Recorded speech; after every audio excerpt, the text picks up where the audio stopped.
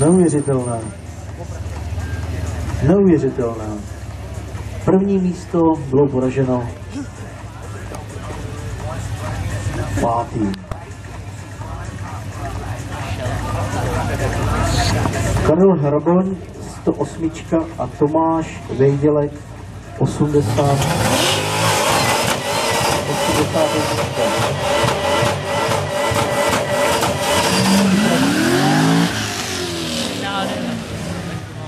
Připraví se Bohdan Han, Michal Vršecký, Jiří Krebs, Lukáš Filler.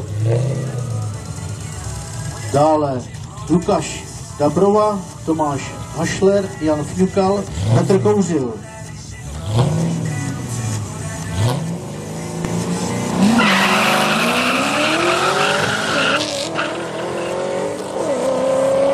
Tomáš Vejdělek ze 3. místa proti Karlu Hrabaňovi z 2. místa.